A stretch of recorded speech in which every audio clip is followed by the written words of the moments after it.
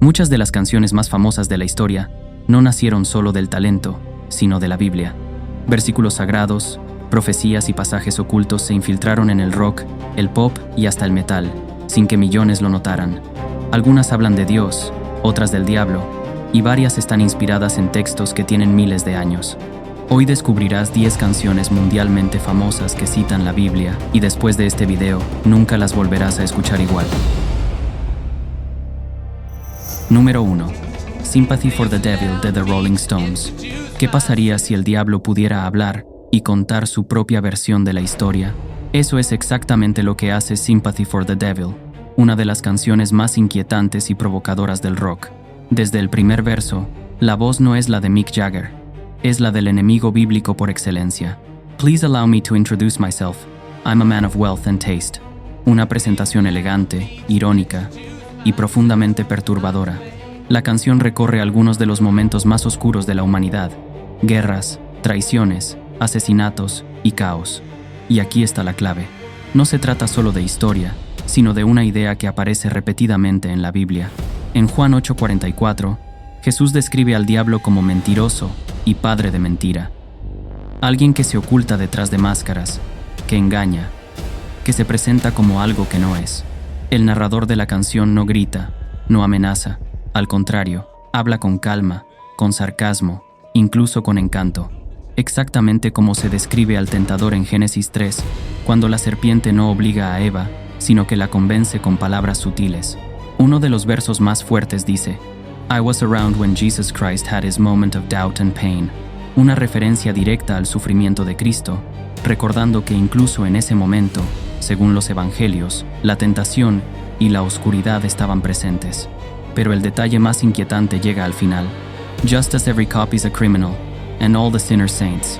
La canción deja una pregunta incómoda flotando en el aire. ¿Hasta qué punto el mal se esconde dentro del ser humano? Sympathy for the Devil no glorifica al diablo, lo desenmascara. Nos recuerda que, según la Biblia, el mal no siempre llega con cuernos y fuego, sino con palabras suaves, razonamientos lógicos y una sonrisa. Y ahora que lo sabes, escuchar esta canción ya no es lo mismo. Número 2. The Number of the Beast de Iron Maiden. Durante décadas, esta canción fue señalada como satánica, y aunque su origen está en la Biblia, eso no significa que todo lo que la rodea sea inocente. La idea de la canción nace cuando Steve Harris, bajista de Iron Maiden, lee Apocalipsis capítulo 13.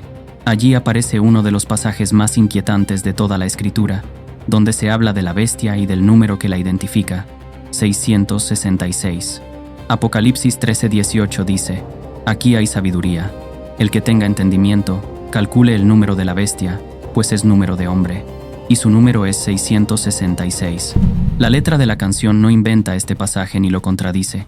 Describe una visión, una multitud, un engaño colectivo, exactamente como lo presenta el texto bíblico. Pero aquí está el punto clave que no se puede ignorar. La Biblia presenta esta visión como una advertencia. Iron Maiden la convierte en un espectáculo. La canción está envuelta en una estética oscura, imágenes demoníacas y una iconografía que, lejos de llevar a la reflexión espiritual, puede terminar normalizando aquello que la escritura denuncia. La portada del álbum, la figura de Eddie y todo el imaginario visual refuerzan ese ambiente, mezclando el mensaje bíblico con símbolos que no glorifican a Dios. Apocalipsis no fue escrito para entretener, ni para provocar morbo. Fue escrito para alertar, para llamar al discernimiento y a la vigilancia. Cuando ese mensaje se saca de su contexto espiritual y se convierte en show, el peligro no está en la música, sino en la confusión que genera. Por eso, el problema no es que la canción cite la Biblia, el problema es cómo la presenta. Y eso nos deja una pregunta seria, especialmente para quienes creen. ¿Estamos escuchando una advertencia o consumiendo una visión bíblica vaciada de su reverencia? Número 3. Viva la vida de Coldplay. Una canción que muchos cantan con alegría, sin notar que en realidad es una confesión de caída, juicio y redención profundamente bíblica. Desde el primer verso, el narrador habla como alguien que lo tuvo todo: poder, gloria, autoridad absoluta. I used to rule the world, pero algo cambió. De un momento a otro, el trono desaparece, la multitud se va y el rey queda solo. Este relato encaja perfectamente con una figura que aparece una y otra vez en la Biblia, el rey orgulloso que es derribado. En Proverbios 16:18 se lee: «Antes del quebrantamiento es la soberbia, y antes de la caída la altivez de espíritu». La canción está llena de imágenes bíblicas claras. Jerusalem bells are ringing, Roman cavalry choirs are singing. Referencias a imperios, ciudades sagradas y ejércitos, símbolos clásicos del poder humano y de su fragilidad frente a Dios. Pero el momento más fuerte llega cuando el narrador reconoce su error. Now in the morning, I sleep alone. Ya no hay aplausos, ya no hay corona. Solo silencio. Esta idea aparece en Daniel capítulo 4, cuando el rey Nabucodonosor es humillado por su orgullo, hasta que reconoce que todo poder viene de Dios y no del hombre. Coldplay no presenta a un villano, sino a alguien que aprende demasiado tarde, un rey que entendió que el control era una ilusión.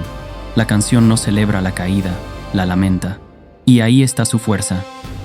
Nos recuerda que ningún trono es eterno, ningún imperio es invencible, y ningún ser humano puede ocupar el lugar que solo le pertenece a Dios.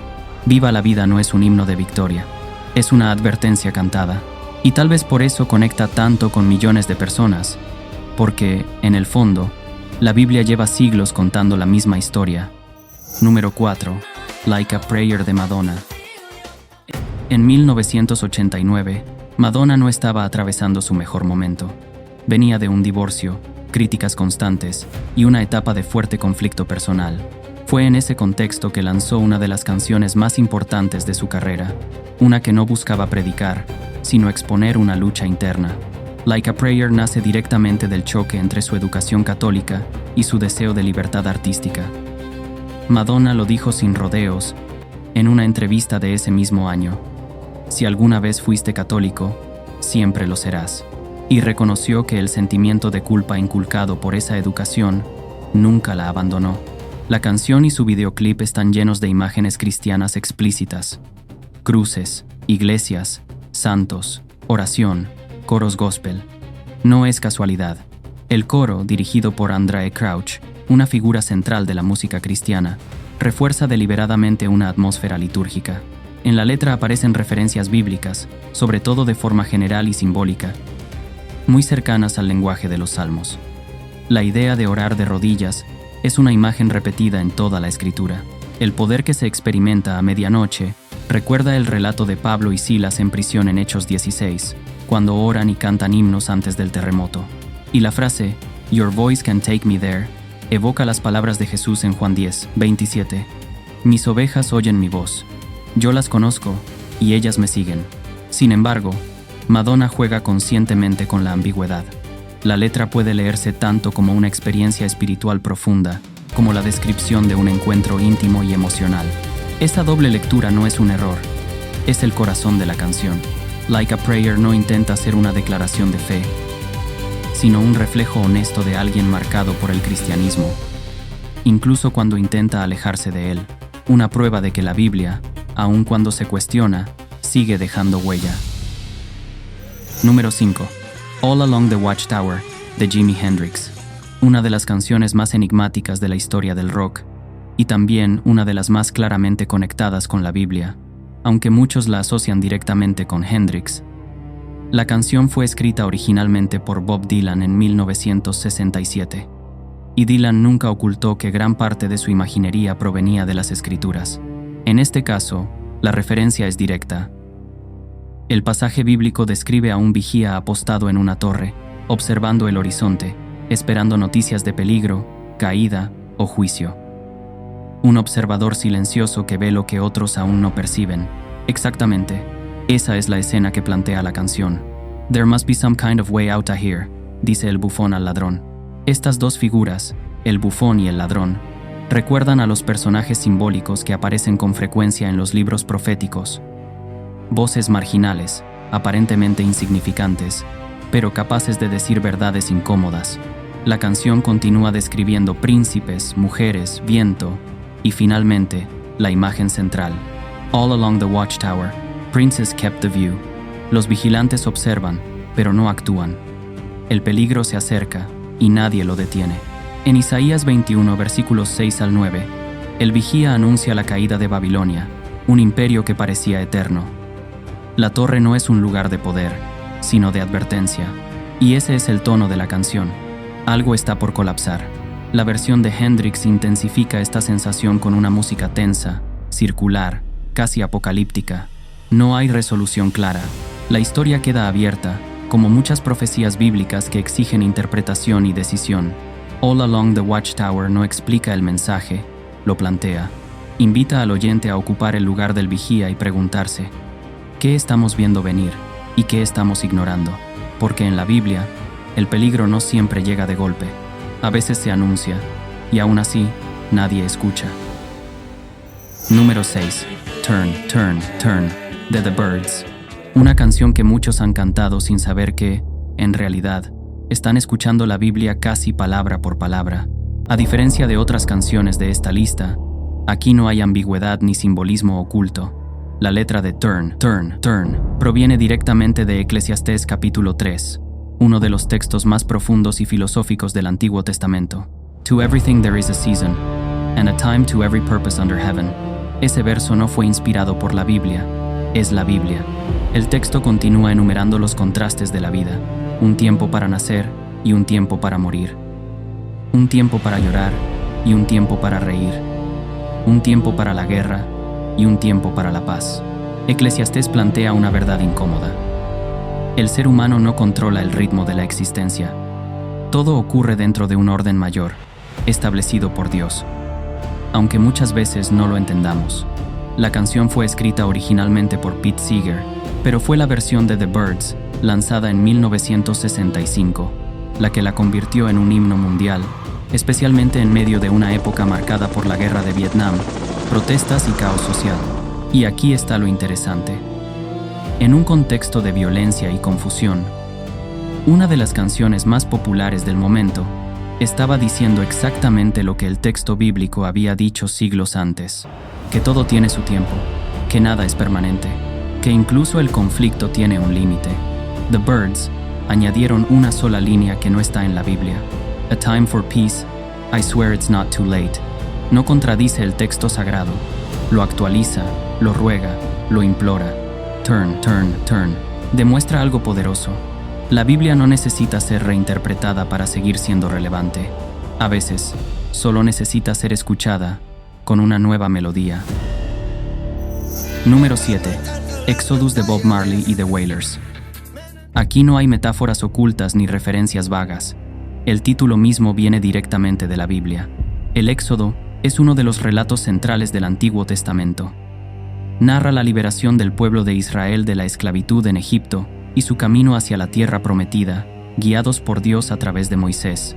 Y es exactamente esa historia la que Bob Marley toma como eje de su canción, Exodus, Movement of Jah People.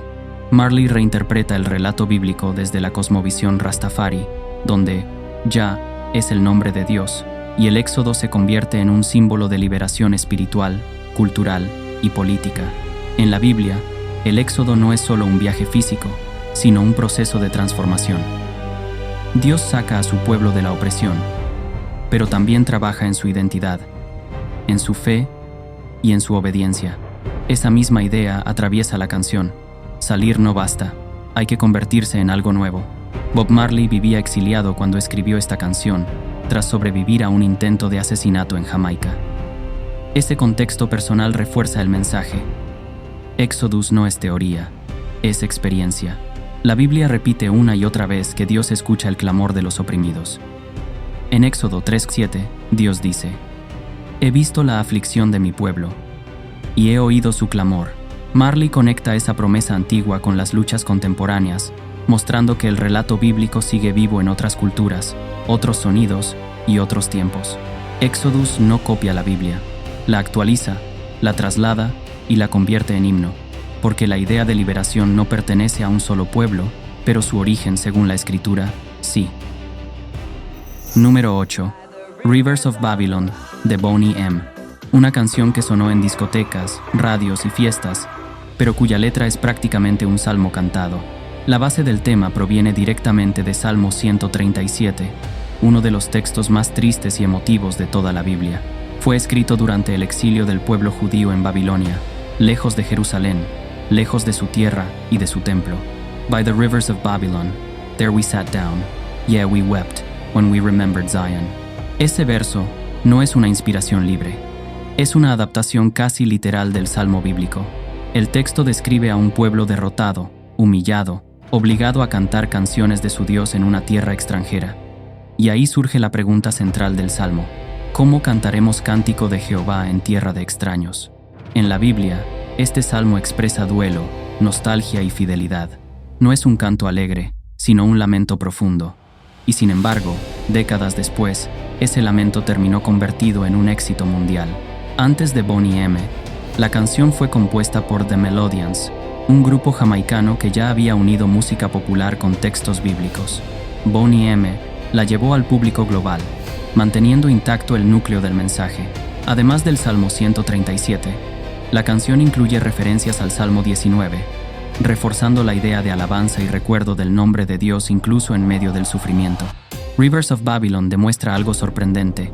Un texto escrito hace más de 2500 años puede seguir conectando con emociones humanas universales, como la pérdida, el desarraigo y la esperanza. Tal vez muchos no sabían que estaban cantando la Biblia, pero el dolor, la memoria y la fe no necesitan traducción. Número 9. Let It Be de The Beatles. Una de las canciones más reconfortantes de la historia de la música y también una de las que más referencias bíblicas genera, aunque de forma sutil y muy personal.